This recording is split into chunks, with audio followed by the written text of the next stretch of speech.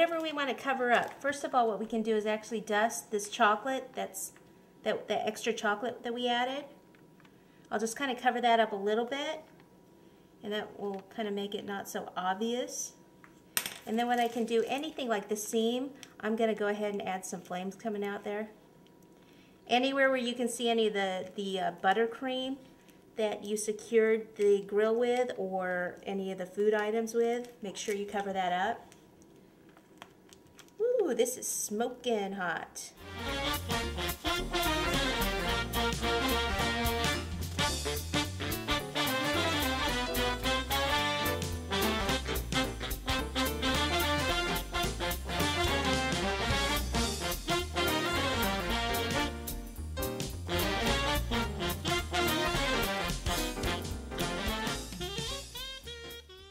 Okay, now what we're going to do is go ahead and take some green buttercream and spread it all around the base.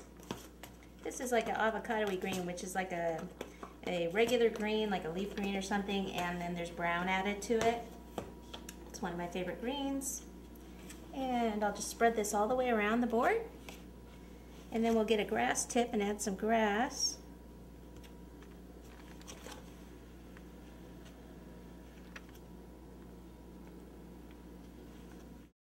Okay, so now I've got my yellow here.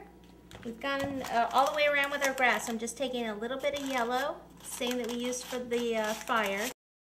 And the green, I went ahead and added more green and some black just to make it a little bit darker. And I've got a tip number 233 in here, which is a grass tip. And squeeze this out. And just go ahead and do some grass here and there. See how it's got the nice variation of color in there.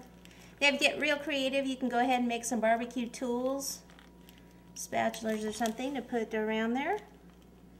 But I think your family or your customers are going to be very happy with this barbecue cake. Okay, I think we've covered everything up. Take one more look at it. And voila, instant barbecue.